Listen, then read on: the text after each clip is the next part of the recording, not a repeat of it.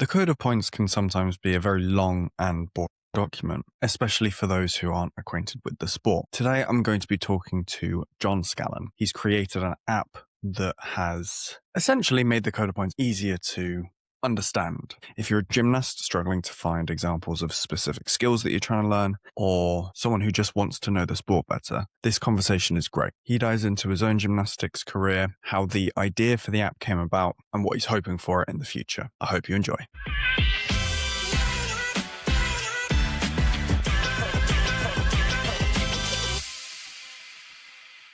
So how did you first get into gymnastics? Yeah, so I got started in gymnastics through a high school gym class. My brother was part of this gym class called gymnastics, and he absolutely loved it. My brother's just like 1 year older than me, so he kind of led the way a little bit, and him and his friends were just loving this gymnastics class. And I took it, and I completely fell in love with it. And I immediately started just getting in the gym as much as I could and joined the team. And yeah, then there I was. So I joined my sophomore year of high school. So that's when I officially started my sophomore year. Nice. And how far did you get into your gymnastics career? I know you sent over a brief little overview to me. So what was your career like before you ended up leaving and then going back into coaching? Yeah. So let's see. So I started when I was a sophomore in high school, and then high school, the key meet their state. So by the time I was a senior, I won state on pommel horse. I'm a pommel horse specialist. I actually never really did any of the other events. So like I can't even do a backflip. I can't hold a handstand. I just did horse. And I went to the University of Minnesota D1 Big Ten, where I competed on their team and was like one of the main pommel horse contributors all 4 years. And then like the peak, I qualified for NCAA's my freshman year. I always wanted an All-American, but I never quite clinched it. And then, my top score was like 15-1, but that was in 2012 or 2013, 2012. It was a little bit easier to get higher scores back then, but yeah, I had a pretty legit kind of college pommel routine by the end of it. That's really good. 15-1's crazy. I mean, it would especially be now one of the like top 3 scores. And so yeah, 15-1's an insane score. So you said you couldn't do a handstand. So what dismount did you do? I did triple Russian. Yeah. And D. it was a D with pretty much guaranteed a 3/10 height deduction. So I tried to get the height deduction, but I tried to not get the height deduction, but I almost did every time. Yeah. So I did a triple Russian. I never went upside down. I never trained any handstand moves or acrobatic moves. Yeah, so no sheer handstands or anything either. Mm-hmm. Just what did you do? Make-your-lack or just C-shear? No, I did. I actually did most of my career. I just did an A scissor. Oh, right. So yeah, I just did an A scissor and then swung, and I had a bunch of like bigger swing skills that I did. Fair enough. A shear into a 15-1's pretty insane. So it was back in the day, a few years ago. Different time. So what happened after your career as a gymnast then? Yeah, well, so that's where I came into NCAA's really ambitious. I wanted to contend for a national title. I wanted to go All-American, and it just didn't really happen. And yeah, so I kind of left NCAA's a little bit with a bitter taste in my mouth, having like really disappointed myself. And so when I left NCAA, I kind of had this moment where I'm like, I'm leaving and I'm never coming back. I'm just like going to reinvent myself totally. And I moved to Seattle. At the time, I was dating someone who worked in the corporate world over in Seattle. And I started working at a coffee shop. And this is actually a fun story. So I used to do this thing where I'd memorize someone's order and anticipate when they'd come in, and then I'd make it in advance. So by the time they ordered it, I would already have it done. And so they'd be like, oh, I want a skim milk latte with 2 shots. And then it would appear in front of them. And they'd be like, oh my God, that's so cool. So it was like a little coffee magic thing. And that was just so much fun because bringing coffee to people, like coffee sometimes is one of their best parts of the day. And so to add in like a little magic trick, it like just really sparked a lot of joy. Anyway, it was really fun. And then I got a job at, I'm working for one of Microsoft's websites, and I saw how you could essentially do the same magic trick where you would see all the people that come to the site and you would find out, okay, what do they do? What are they here for? You anticipate what they're doing, and then you shape the site to make it as if we know what they're thinking. Like, we know why you're here, and we make it very, very easy. And so like the same type of prediction can be used online, but scaled digitally. And that really, really excited me. And it sent me off into a whole career journey of website optimization, optimization. Like, how do you make a screen hospitable? And how do you make it in where, like, when you visit a website, it's so easy. It's like it's like we read your mind, right? In the same way that it's like I read their mind in the coffee shop. Yeah. And then 4 years into that, here's one thing that's kind of cool is that, um, if when you're out in the real world and you're trying to figure out what you want to do, you can see your future a few years in advance by looking at the people around you. So I'm in the corporate world. I have an analyst position where I'm trying to make the website better. And I'm wondering, what do I want my next step to be? Not even my next step. Like, what do I want my life to be? Like, when I'm old and my career is pretty much done, what do I want it to look like? And you can do that by looking at the people around you. So I looked and I'm like, okay, I'm an analyst. I could be a manager. I could be a director after that. And then after that, I could potentially be like an executive, maybe a marketing executive or something. And then after that, like, if you want to go crazy, CEO or something, which was never what I thought. I'm like, well, maybe I might get a director, or I could even be ambitious and go for like some executive role. And then you do that. And then you look at people who are living that life right now. And you can go and visit them, go and visit their office, and you can monitor them, visit their office several times a week and see what their life is like. And I was like, I did that. And I was like, shoot, I don't want their life. Their life is not a imbued passion where they're just like striving for some like deep meaning. And that I only really knew that wasn't for me because I had gymnastics before. Like, especially when I started like my first 2 years of high school. So like I didn't know what a pommel horse was at 15. And then by the time I was 17, all I did was pommel horse. Like, I would sneak. So my junior year that I trained, I didn't have a club that I trained at. I trained purely at my high school. And what I would do is the lunch bell would ring. I would run to the front of the line, get my lunch, eat it before the passing period ended. And then I would spend the entire lunch period. I would sneak into the gym, turn on all the lights, be by myself, and just swing circles, try to do mores. I remember the first time I got a Bailey. Like, I remember getting a more. Oh my God, that was huge. But then like a Bailey, it's a single pommel loop. How could you even do a circle on a single pommel? That's so small. That's crazy. But I remember the first day I got it and I ran through the halls of my high school and I was like, I got a Bailey. And I remember there's this one girl, her name was Bailey. And I was like, Bailey, you won't believe it. Like, just did a Bailey. And she's like, what are you talking about? But I did that every day. I snuck into the gym every day during lunch. And when I had the gym class, I would be like staying super late. And my coach, in some strange, bizarre twist of fate, the high school gym teacher who taught gymnastics used to be this elite club coach who, at the time, he had a kid at Stanford. But he left coaching because one time he went to go pick up his kids after having been on the road for all these gymnastics meets, right? You know how it is during season, you're flying around. He went to go pick up his kids and he didn't recognize which one was his kid because he hadn't seen him. And so he's in this, surrounded by a bunch of kids here to pick him up. And he's just looking around. And one of the people who worked there came up and was like, hey, can I help you with something? And he goes, I am so ashamed to say this, but I don't know which one is mine. And then she got him his kid. He went back to the car. He said he was like crying for like 10 minutes. He was so just like shook up about it. And then at that point, he's like, I can't do this anymore.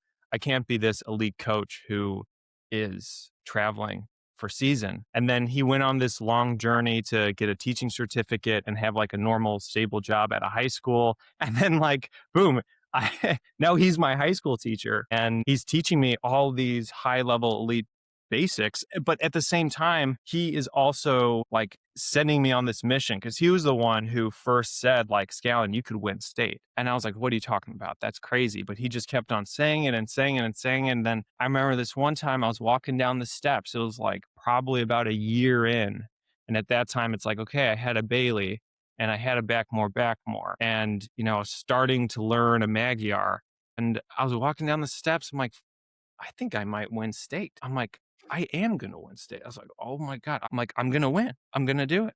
It's all because he just put it in my head, kept on repeating it.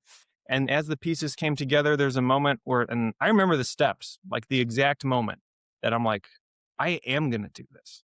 And then it was rocket fuel. It was absolute rocket fuel. And I was just in love. I was in love with pommel horse. I was in love with life. I was in love with this journey. And when I saw those executives at my work, I'm like, that's not what you're doing. That's not the life that you're on. And that's not the life that I want. I want to be back on a mission where I am just thrilled about it. It's like, for whatever reason, I loved pommel horse and I was thrilled to dedicate my life to it. And then I thought I could find that in the corporate world. And I did like a lot of the analysis stuff because it was like the coffee magic where I'm like, okay, I can figure out what you want, how it can help you, and then shape the website in a way to where you get exactly what you want. And it's like, it's that coffee magic moment, it's like that hospitality. And I'm like, okay, I like that, but that isn't where I see myself long term because that job, it doesn't have the same soul in it. And so I was looking for that soul. I'm like, okay, these tactics of improving a website are fun, but where is the soul? So I went on like a whole soul journey search of like, okay, well, what do I really like? And I tried out a bunch of stuff. Like I actually tried podcasting. I never released any of them, which is part of like why I really admire what you're doing. Cause like I've tried it and it's not easy. And there's a whole bunch that goes along with it. That didn't really fit for me. And then my brother's a musician, my dad's a musician. So I'm like, I also wrote a bunch of songs in college and I'm like, I have 40 minutes of material. I should flush this out. I should try to be like a musician. And so I made like 7 albums, cobbled all my stuff together. I'm like, oh, maybe that's it. But that didn't really quite fit either. And then there was a certain point where I was living in Boston. Well, so here's the thing. It's like, okay, after University of Minnesota, I moved to Seattle. I get a corporate job.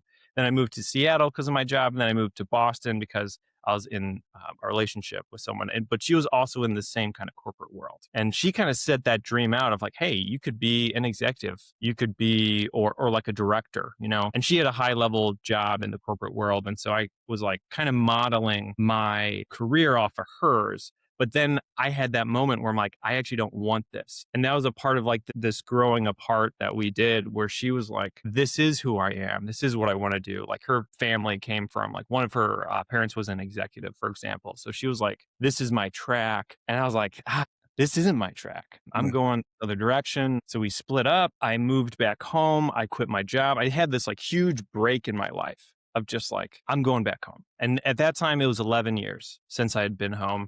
And it was 7 years since I really was in the gymnastics world. I'm like deep into my corporate career at this point. And when I came back home, it's like a bunch of things clicked together. It was like I got, like, what is it? It was like I got connected back with my parents. I actually got connected back with my old high school girlfriend and we're actually married. We're having a baby. And I got connected back in gymnastics where I ran just one day randomly. I decided like I need to text my old coach and just like check up on him. And so I texted him in that moment. I was just like, hey, can I come and say hi? He's, it's mid-school day. He's probably teaching a class. And he's like, yeah, come on down. Go on to the high school. And he has a gym class. And guess what? One of the kids in the gym class is a pommel horse specialist. And we go and we swing horse for the whole class. And then, hey, guess what's after that? Lunch. And he gets his lunch and he brings it back. We swing the whole lunch and then we swing even more. And then he's like late to his next class. And I was like, oh, wow, that was really fun. That was super cool. And then a few days later, my coach texted me. He's like, hey, Danny wants you to be his coach. Do you want to coach him? And I was like, sure. So then I coached Danny and then Danny graduates and I coach another kid, then coach another kid. And now I'm like, it's a huge part of my life. So volunteer high school coach. And how that connects into the app is, so after Danny, which was the first kid I coached, I was at a high school meet. This is all volunteer, by the way. I'm just kind of like hanging out. And I see this kid and he's like really goofy and he's like dancing around. And the first part of him I see, I'm like, this kid should be more focused. Like what he's doing. He's at a meet. He needs to be, thinking about his routines. But when he came and he swung horse, I actually saw like this light emit out of him. And I had only seen that once before where I knew someone who went to the NFL And after he became like big and famous, the next time I saw him, he was like shining. It was like almost like hard to see him. I was like, Jesus. And he was also huge. He's just mega famous. I'm like, wow. He's like had this light emitting from him. And then when I saw Sanket swing, he had the same light, but it was like just flickering.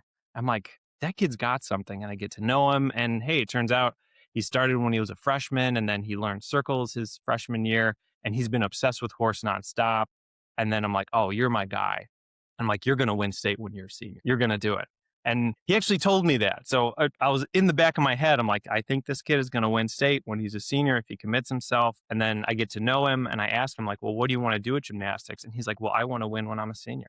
I was like, great, I can show you how to do it. Senior year comes, he wins state. Woo, it's awesome. Like the prophecy came true. Everyone's so proud of him. It was a nail biter. He won by half a tenth. It was like so close. It was painful. Anyways, he was a complete natural and he wins state. It's all great. At that state meet, we had another kid, Kevin, and Kevin was barely on the varsity lineup. It's like he won JV conference. He then went and made it onto the varsity lineup, and he hits his routine in sectionals, which is the qualifier. And they take 50 people to state, and it's a big deal. It's like, okay, you're a state qualifier. He was 49th, like barely squeaked in. So he was really just thrilled to be there. And there's routines on my Instagram that show him his sophomore year and where he was. It's like he had 2 circles, and his leg work was like, he would stop like every single time he did a leg cut type of thing. And he didn't have any swing. I mean, he's new, right? He was fresh. And he comes to me after seeing Sanket win. And he's like, I want to win when I'm a senior. I was like, okay. And this is where my life really started to turn, because before that, I was like, okay, I was still actually trying to be a musician. I was like, oh, I'm really, my career, I'm going to take it. I'm going to be a musician. But it wasn't until that moment where I'm like, you know what? Hey, maybe I shouldn't be a musician. Maybe I should be a gymnastics coach. Because like the thing was, I really loved working with Danny. Like Sanket winning really gave me like, oh, okay, I think I could actually do this. And then Kevin coming up to me being like, I want to win, and following Sanket's footsteps. I was like, okay, game on. Because Kevin, he didn't have the same natural talent as Sanket. Sanket, he was really one of a kind, like super, super rare. But Kevin had this determination where he was just hitting me up in the off season, like, hey, let's get into the gym, all this stuff. And I saw like, you know what? He really wants this. If I give him something very challenging, he will do it. And that turned me on as a coach. And that's one thing. If you're an athlete, your relationship with the coach is completely different once you start asking for things. It's completely different. So because I don't give things to students who aren't ready for them, who aren't asking for them, who aren't showing intent. If you're showing up to the gym and you're not putting in a huge effort, I would never give you anything to actually push you. Like I will, but like there's so much more I could give you, but I'm only going to give you that if you want it. It's foolish for me to put all these things on your plate if it's just going to be a whole series of failure because your heart's not really in it. And so that's the key difference with Kevin, is that I realized that he's willing to do whatever. And then I made it my goal. I'm like, okay, I am going to try to take my heart and soul fully and build something for him to be so incredibly useful that maybe I could then launch like a career out of coaching that way. And so using Kevin as like the test case of like, okay, let me try to build some really awesome training material that can then go after Kevin and I can give to other people. And just like, it was like 3 weeks after that, I had this idea of a morning routine framed like a gymnastics routine. Because for a few months before that, a year before that, I couldn't swing horse anymore because I had a bunch of arthritis. I'm 34. It's not uncommon for someone at 34 to be like, I don't swing horse anymore because my hands hurt. Right? Like that's not strange. Yeah. Well, get this. This part came from me wanting to have more productive mornings. I felt a lot of shame waking up tired and then like rolling out of bed. I work from home and I knew I was leaving so much on the table. I also love mornings. Like if you get out in the morning and like take a little walk, it's absolutely magical. And I was leaving that on the table every single day. And I'm like, I got to do something about this. So I listened to all the, health podcasts, not all of them, but I mean, I listened to a whole bunch of them. And a lot of it, I relied on Andrew Huberman of Huberman Labs of how do I align my circadian rhythm and wake up with energy. And there's a bunch of things. It's like, well, you've got to stop eating at a certain time at night. So, like, your stomach has to be empty in order for you to go to bed. You've got to turn off your lights, obviously. Like, light is such a big part of being awake. And in order for your brain to fall asleep, it has to be dark. And so, like, there's this prep where it's like you stop eating, you turn off your lights, and then you go to bed on time. And it's like, what time is your bedtime? Are you actually in bed? And for me, I was like, I'm eating kind of whenever I'm snacking. And then I got my phone on, I'm looking at my phone, or I'm looking at a TV screen, watching Netflix or something. And then who knows if I actually go to bed on time. And then when you wake up, there's like this special part in the morning where you have this opportunity to spike your cortisol. And cortisol is essentially the wake up, fall asleep chemical. So in the morning, it spikes to wake you up, and then it dips in the afternoon for you to go to bed. And there's this special spot in the morning to where it has this ability to really spike. And that punch can be accentuated in this window of 60 to 90 minutes by getting sunlight, drinking water, a little bit of exercise, cold exposure. You do all those things right when you wake up. You spike your cortisol, and then guess what? It falls. And then by the time you go to bed, you're actually tired. And so I'm like, okay, I'm going to do this every single day. It's 12 steps. There's like some that I left out. Like, for example, you want to like get dressed. I have in there. And what else you want to do? You want to make your bed. You want to make your room, kind of tidy up a little bit. But the physical steps are what I described. And so I did that every single day. And after about, get this. So I'm not even kidding. Before that, I was doing like, God, I could maybe do like 20 circles and like maybe like a Bailey pommel loop. And after that, I'd gotten like all my skills back. I was doing E-flops, I was doing full cures, I was doing bazugos. And you can see this on my Instagram. I got like some stuff of me doing skills. Like, it's really sloppy. It's not pretty, but I got all my skills back practically. And it's like, what? Not only that, but I felt absolutely amazing. Like, I woke up completely rejuvenated, feeling good. And then I'd have all this energy throughout the day where I just like could balance all the things.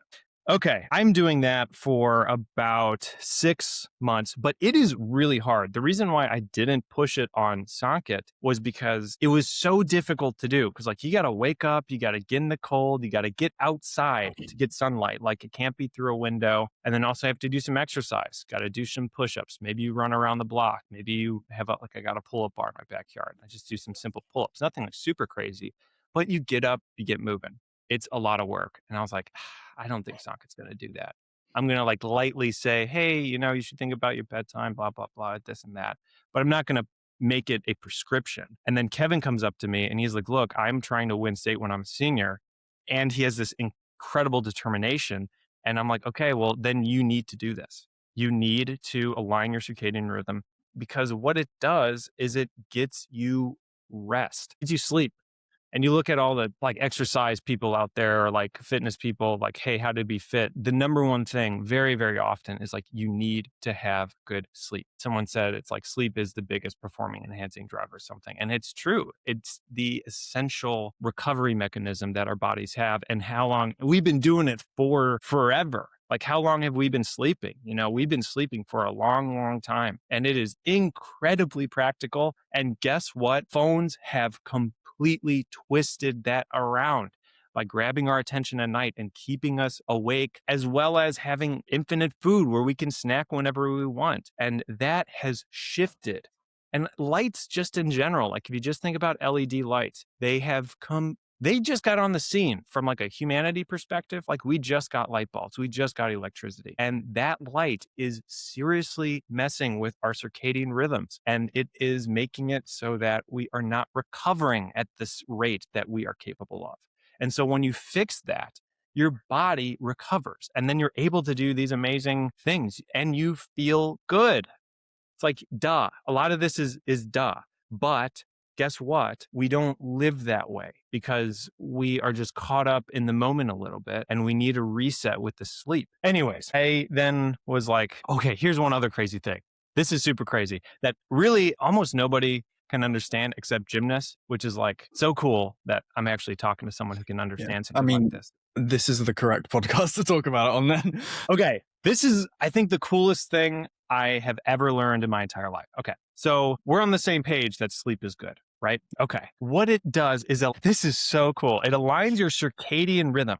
So the rhythm of sleep and then wake. And that's the cortisol spike. It's wake up and then go to sleep. It's these two hands. And circadian, the word circadian means the day circle. Circadian, day circle. And the way the two hands functions and sleep debt is the same as pommel horse. So pommel horse, you want to have a flat circle. You don't want to be piked, because then you cut off a part of the circle, and then that creates a debt where you then pay for it on the other side. So if you crunch up one side on the right, well, maybe that brings you down. Well, then you're going to go up on the other side, and then you're going to go down. And then you're in this vicious cycle of fighting the circle. But if you have a flat circle, everything is smooth. Everything is effortless. Every skill flows into everything else. And it is all dependent on having this basic circle, which is how I was able to get a Division I scholarship in 2.5 years without a backflip, without a handstand. It's because I learned the circle, because I had this coach who was an elite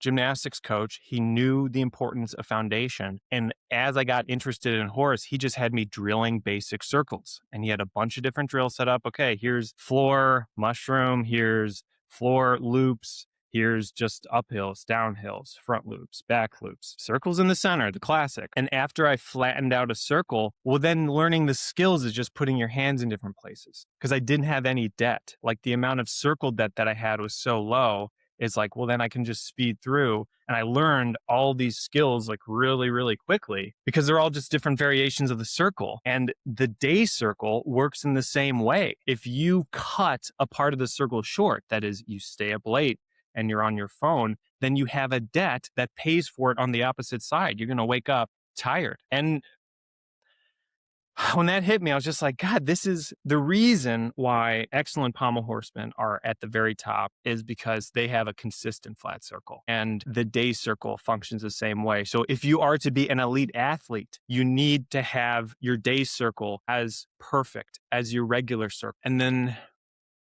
that made me think like, okay, how do you do that? You need a routine. And that routine is what I described. You stop eating at a certain time, you turn off your phone at a certain time, go to bed, wake up. When you wake up, get sunlight, get water, get exercise, moving a little bit. That's the routine. And so then I'm like, okay, Kevin needs that routine to be a best athlete. I'm going to frame that routine like a gymnastics routine out of 10. And then I'm going to make an app.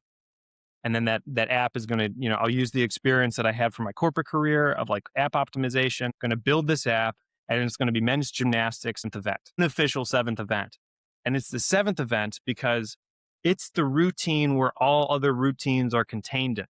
And that routine is the day and night cycle. And everything you do is during the day. So, and your day's energy is determined on how well your day circle is. And so it's like, okay, 7th event, morning routines called First. It's on the App Store right now. It has like, it didn't get a lot of attention when we launched. I was like, hey, it's called First because it's the first thing you do when you wake up. But also, if you do first, you'll be first. It's that much of a game changer. It is a huge, huge game changer. Anyways, and I'm like, that's what Kevin needs if he's going to be the best athlete. And so I launched First. I built it with another one of my college teammates, Zach Chase. I showed him the idea. I had like a mock-up, and he's like, okay, this is really cool. Let's do it. We build it. I give it to Kevin as a prescription, and he does it. And anyone who comes to me for like, hey, I'm looking for pommel stuff, it's like, okay, well, this is one of the things I prescribe. Is that you have to, if you are to have your circle be flat, the day circle has to be flat too. It's all part of the deal. We launch it. It doesn't really get a lot of traction, I think partially because it's so new. It's like, what even is this? It's kind of confusing, but then also because it is extremely demanding. It is really demanding. And a lot of people that like, if you have people who are like, oh, I'm like trying to like be more healthy or whatever, they're kind of casual about it. It's like, this is going to bounce right off of you because it is just, it's, gymnastics has this history with the military. And if I have it right, it's like it was birthed out of a German military program or something like that. I know that the Romans used very early pommel horses to practice mounting and dismounting horses. Okay. That's like one of the earliest sort of examples of like early gymnastics, I suppose. Yeah. And I see, we also have like gymnasts have a very like military like flavor to it. I kind of think of it as like the military artist. We have like artistic gymnastics, and it's very much an artist driven, beauty driven sport, but it also is allied with the military in a really unusual way because you normally don't have the combination of like beauty and the military. Those things Mm, don't really go together, but they do in gymnastics. It's this really bizarre union of strength and grace. And, mm, it's weird because one of the things that I teach is grace, like how to be graceful. And, if you think about like Christian Berkey's scissors, for example, they are unbelievably beautiful. They're just, you can't believe what you're looking at. It's so gorgeous. And that's grace. That's what grace looks like, to be graceful. But then it's allied with the military and disciplined, like incredibly disciplined. And that's kind of what like this morning routine is very military like. It's like you get up at this time, you do all these things, you make your bed, you get ready, and that is not what people want to do. And it's kind of a miracle that anyone does that type of thing at all. But the mm, people who do it are obsessed athletes. Like if you're absolute obsessed with becoming the best and you're extremely disciplined, then this, like Kevin is, then this app is going to really help you set up the basics of how to align your circadian rhythm. But mm. it does not have a broad appeal. That's what I'm trying to say, is Right. that this is not a broad appeal app. So Would you say though, with regards to this routine, that you might have a little bit of a dip to start with, but then you'll eventually sort of have the return. Like the yeah, energy that you use to start the routine will, by and large, be repaid by the 100%. time you get going. 100%. Yeah.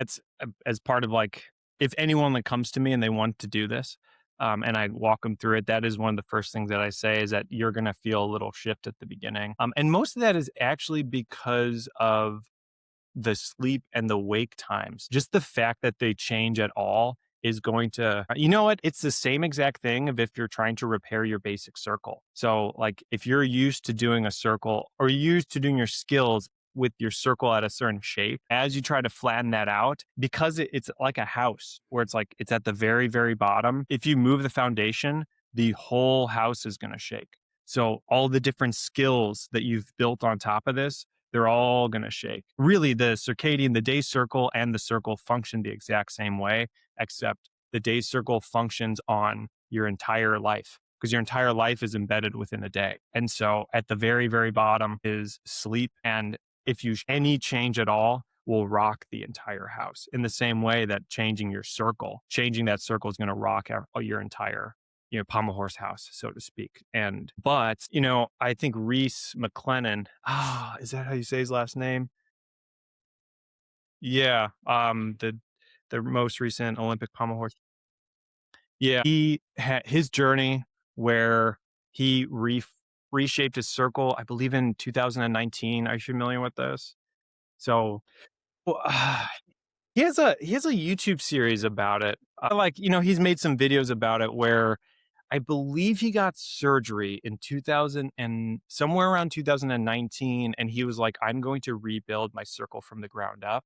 And he started on bucket and he just tried to get his circle as flat as he could. Like Zhao Qin, the 2008 Olympic champion. And he was like, okay, Zhao Qin, I'm just going to do that and start on bucket, which is how I start all my guys too. I say the same thing, go and wash out. If they want to do this, which is the very, very first thing is like, are you on a mission? Do you have a dream? If yes, and it's pommel horse related, wash Zhao Qin and then let's go to bucket. And that's what Reese did. He reshaped his entire circle. And that was a huge, it shook the whole house. But then once you get it flat, like he was able to do it. And then he became Olympic champion, And that's the same thing with this, where it's like, yeah, you're going to, by reshaping your circadian circle, it's going to shake the whole house, but it's going to make it the foundation of a champion. Mm. And it's like, well, why, how do I know all this? Well, all this stuff is on the internet, like how to actually have good sleep and all this stuff. It's like, I got it from Andrew Huberman. He's a Stanford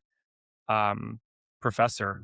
And, he just throws this stuff on the internet. So it's like, it's not like I'm some sleep expert. It's like the sleep experts are out there. What I am is a gymnastics coach, and I framed it as a gymnastics routine. It's out of 10. Every single one of these skills is weighted by the value that it adds to your circadian rhythm. And it has full credit, partial credit, no credit. And if you have a perfect score, you get a perfect 10. And then if you have like partials on some and you miss on others, well, guess what? Maybe you'll get like the first time you go, you'll probably get something like a 4. But that's how you start gymnastics. Like no one starts at a 10. No one starts at a 9 if you're doing like out of 10 compulsory routines. You're going to start lowly. Maybe you'll score a 2 or a 4 or something. It's like, yeah, the same with this. But if you keep on working at it, you'll score higher. And because every single skill is a healthy habit, the better you score, the better you'll feel. And it's true. It's really that simple. Yeah, if kind of continue on the story a little bit, it's like we launched it. It didn't get that much traction. And maybe that's me as a marketer, but it also is like, it's new, it's demanding. It requires like a really specific audience where I'm like, that I'm not necessarily in tune with. And then as I was sharing it with another coach and he's like a full-time coach, he's like the real deal. He was like, I have an idea for a Coda Points app where you have all the Coda Points. You have all the skills, you tap in and you see videos. And then immediately, which is what we do anyways as gymnasts, like we go and we look on YouTube. But when he said that, I was like, oh, Kevin needs this. Like this perfectly applies because I'm on this general mission of like, okay, I'm still trying to find where my career is going to go because I'm trying to get out of the corporate world, right? Of like years and years ago.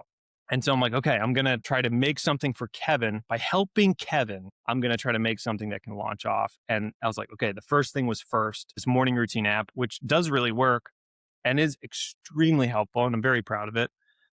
But then when the Coda Points video library came up, it was like, oh, this also helps Kevin. Kevin needs I don't think I've shown Kevin all the different videos. Like when he's working a scissor, has he seen the best of Christian Berkey? It's like, I don't think so. It would be so helpful if we had a repository. So anyone who's getting into pommel horse or any of the different events, they immediately see what's possible. And it's going to completely blow your mind. Like, especially A skills can be so beautiful. It can be so beautiful. And the kids need to see that. And then the kids who that will speak to them. Like it will speak to Kevin. If you're really a gymnast at heart, watching these videos is going to completely change your life.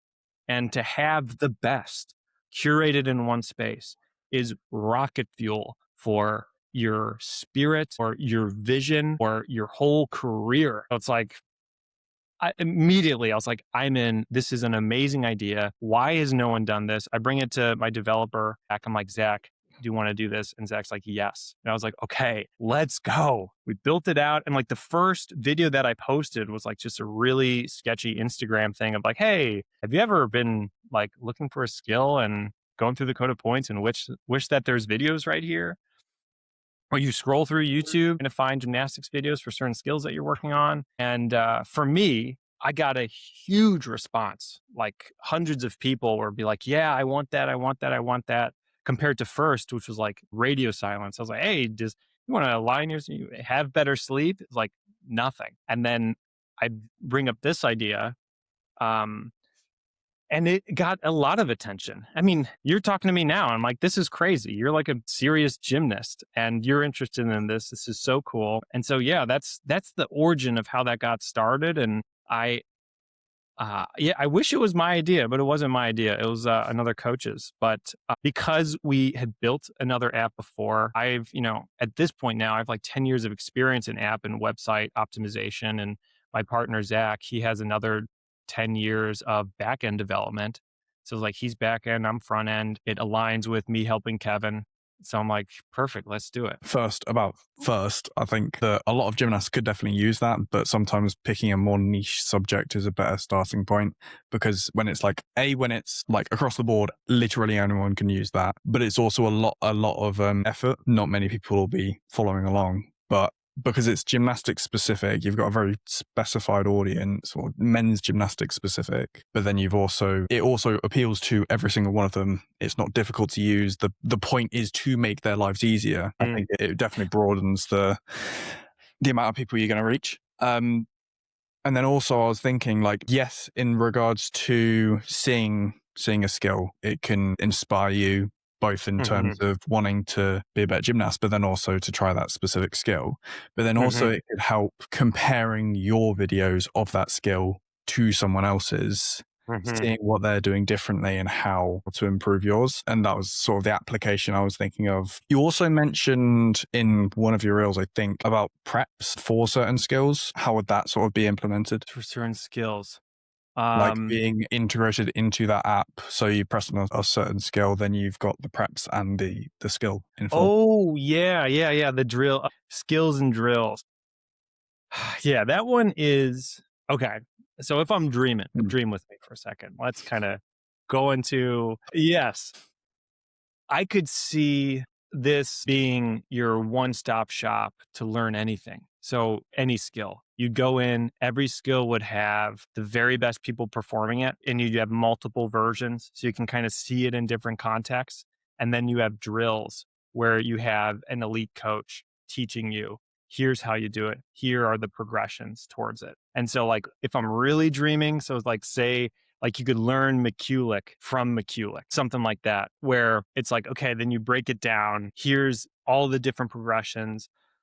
That's the dream. And so it would almost be a like an online academy, almost like an online school where you'd have all the learning material. Now, actually getting that in is is really, really tricky. But that's the goal. We want this to, like, the skills is pretty straightforward because all this, it's like the best of gymnastics is scattered throughout YouTube. And what this is going to gather all that gold together and rank organize it. So it's going to be like a temple of the very best of our culture. That's the vision there. And then on the drills and the progression side, it'd be you go into it and you can see, okay, here's how you would learn it.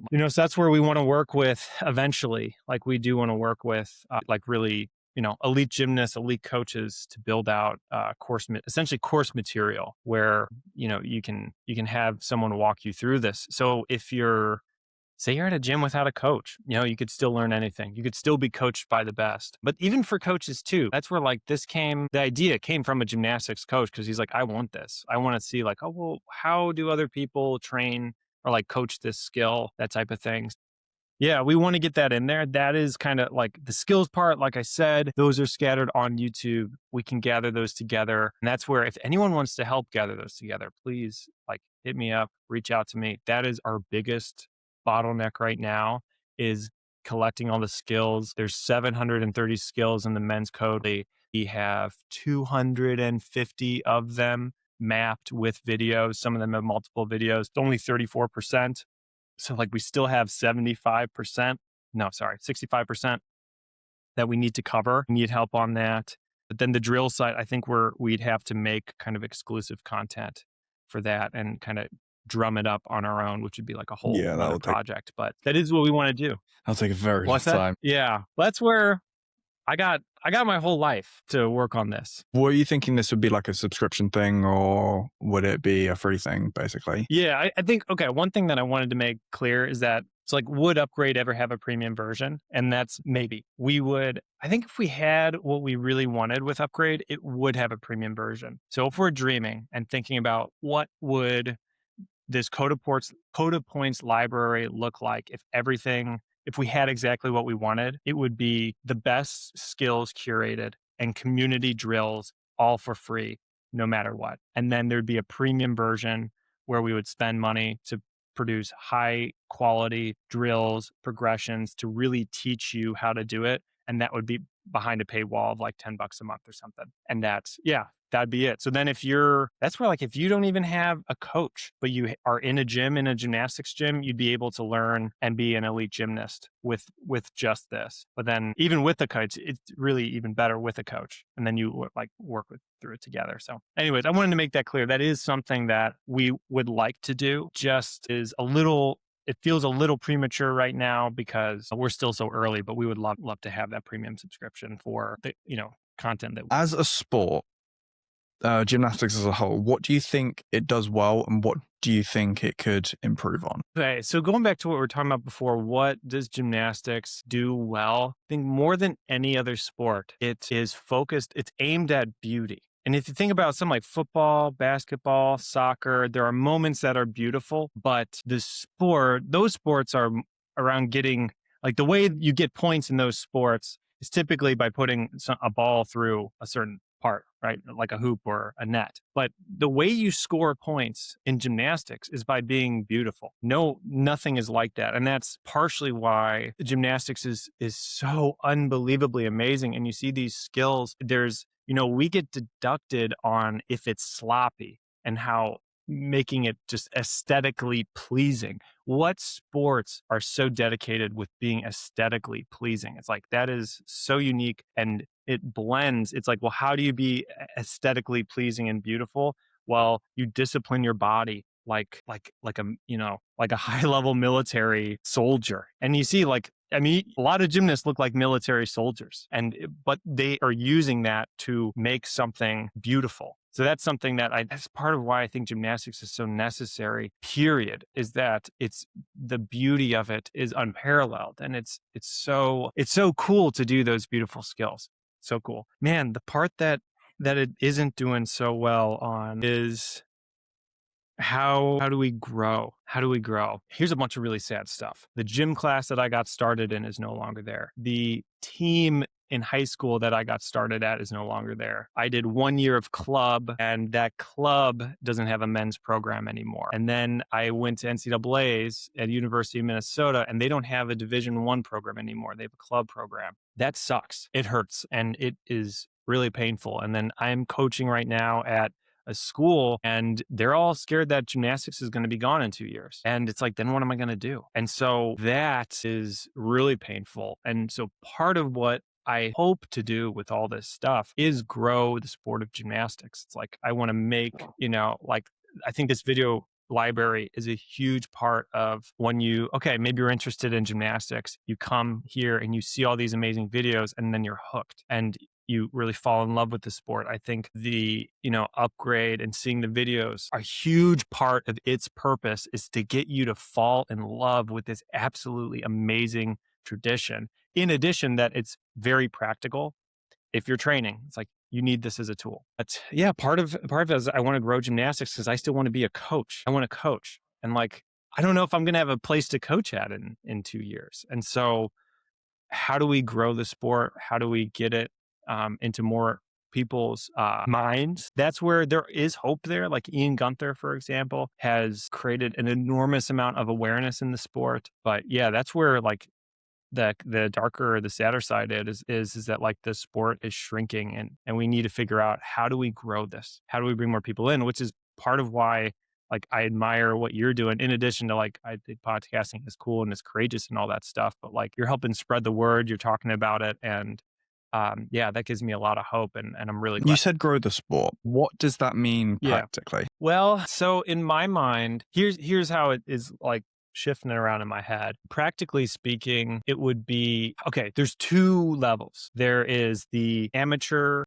kid level, where you just have a bunch of kids in the sport, right? Community, grassroots. Yeah, where it's hey, is your kid in gymnastics? Yeah, my kid's in gymnastics. And then there's the higher professional end, which is a career.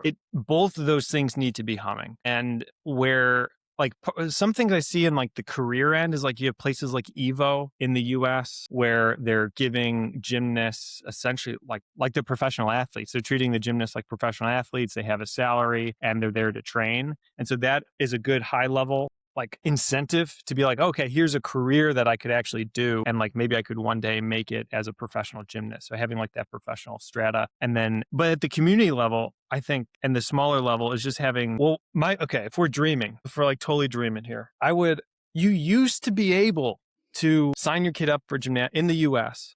So I'm in the Chicagoland area, the suburbs.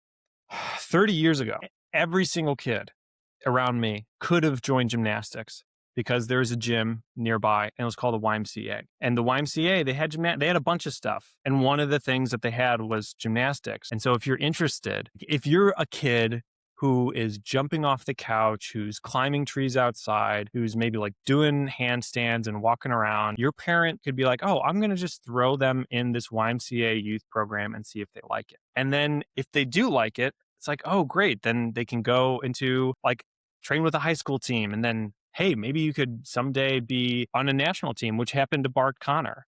So Bart Connor is an Olympic gold medalist of, 84 Olympics. He did win gold on parallel bars and as a team. And he got started in the Chicago suburbs because he was bouncing off of his couch and his parents sent him to a local YMCA.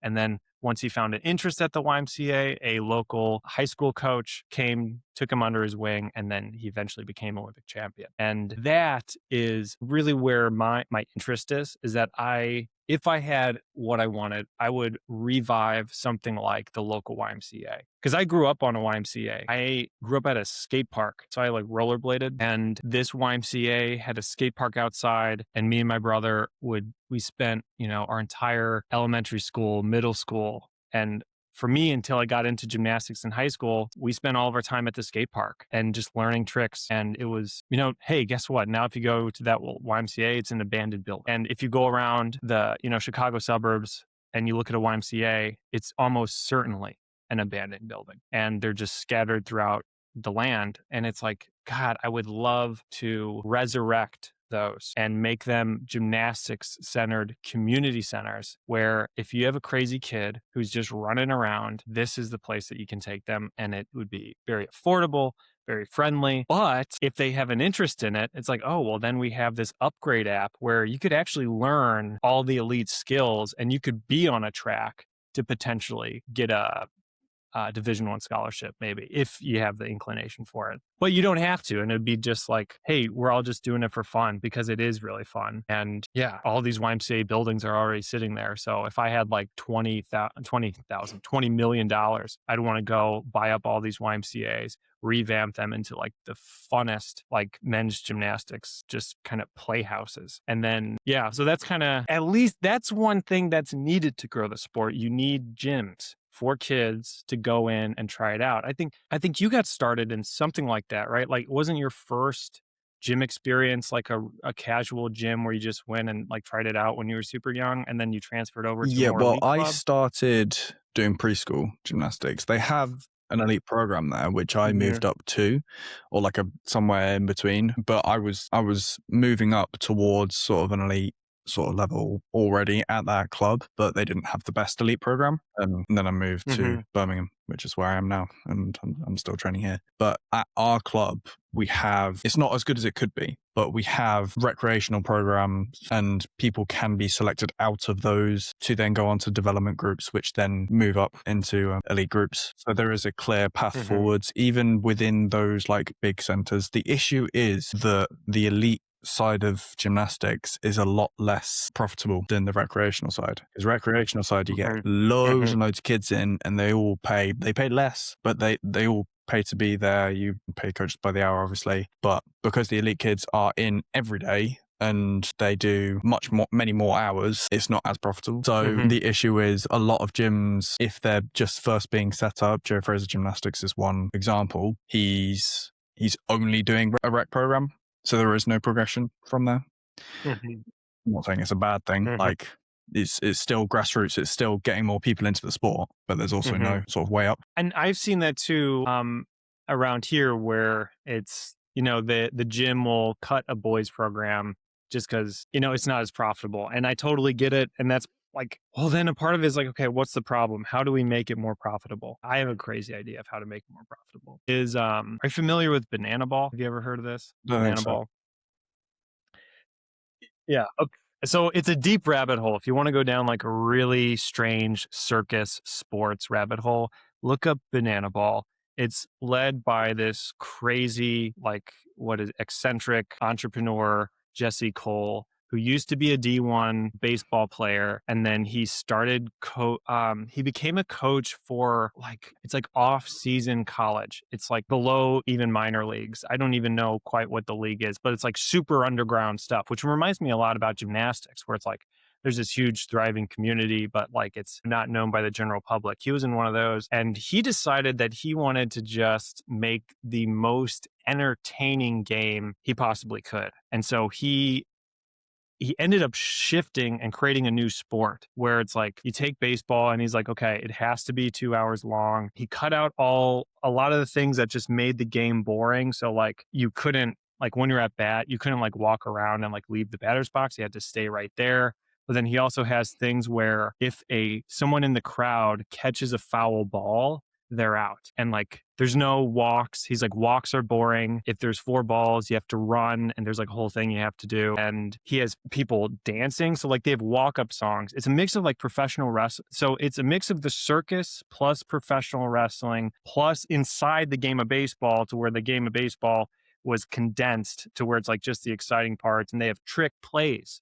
So like one of like the key trick plays is that, say they're going to catch a ball, he jumps up, does a backflip and catches it, and then lands, in a stance, or like they throw behind the back, or they like go between the legs and like the ball bounces at the bottom. So there's a lot of gymnastics in there. And actually one of the highlight players on the banana ball team used to be a gymnast, and he talks about gymnastics a lot. And he's like, my foundation was in gymnastics. It's one of the best things to get me that got me inside my body and get me coordinated. And then I used that for baseball. So there's an interesting gymnastics crossover there. But essentially, they're selling out stadiums. So they play in NFL stadiums and they sell the whole thing out. They have over 3 million people on their waiting list. And like their popularity is just enormous, and they're completely reviving baseball. So baseball was on a downward slope as far as interest, and people were getting bored. You still had like a core fan base, but it was dwindling, especially in the more amateur, like little kid leagues. Those attendance was going down, and Jesse Cole's like, a lot of it is because it's boring. I'm going to make this sport insanely exciting. So like I was saying before, someone walks up to the plate, they have music, there's people dancing, and like he's coming up and he's got this vibrato, and every single player is a little different. And it's all like kind of tailored to who they are. Like there's this one guy who's the magician, and he's like the trickster, and he wears this makeup, and he's the one that does the most trick shots. There's a guy on stilts, and then they have a bunch of other just crazy stuff. Like there's this one kid, his uniform is, his last name is High on his uniform, and his number is 5. So in the back, it's High 5. And all he does during the games is he goes around in the stands and gives people high fives. But then they also do things where like the players have roses, and they will go into the stand and like give a little girl a rose, like really cute, heartwarming stuff. This is kind of embarrassing, but they have a lot of really heartwarming stuff. And like the first time I ever watched one of their games, which was just on YouTube, I was crying within the first like 5 minutes, because I know how much like youth sports means, and to see the joy that he's bringing to all these people, it like got me really choked up. So like it's really powerful stuff. It's fun, it's quirky, but he really loves the sport. He really loves making people happy, and it shines through so bright. And I'm like, why can't we do that? Why couldn't we do that? Why couldn't we have it's an alternate league. So he literally created his own league. It's a banana ball league, right? So it's not associated with any other baseball stuff. They have their own balls, they have their own rules, and it's a circus. And so I'm like, God, could we do something similar where we could banana ballize gymnastics to draw attendance? Like his attendance is absolutely ridiculous. And if we had attendance at our meets that was 1/10 of banana ball, which by the way, they're doing a lot of gymnastics skills. A lot of their trick shots are rooted in gymnastics. Those are our skills. Like, could we do something like that to drive up attendance? And that's where like they're professional, but like you could do them at lower levels. Like if people aren't really at the baseball game to see good baseball, although good baseball is there. So like you could have something to where like you wouldn't have to have the best gymnastics team to put on an amazing show that brings out attendance. And then if you had that, well, that attendance would then give you the money to make something like that profitable, right?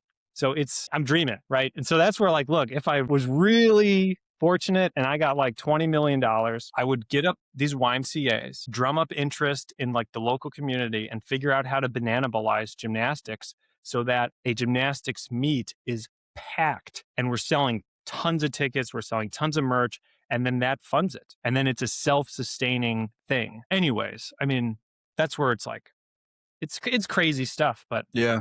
I mean, it's worth that's thinking one way. about because we need to grow interest in the sport. The only issue Something's got to happen. the only issue I would think about that would be like, if you don't have like the best gymnasts, because gymnastics is so incredibly difficult, what sort of level are we talking about? What are you going to introduce that makes it entertaining, even though it's not the highest level of gymnastics? That's the only thing you'd have to sort of wrestle with.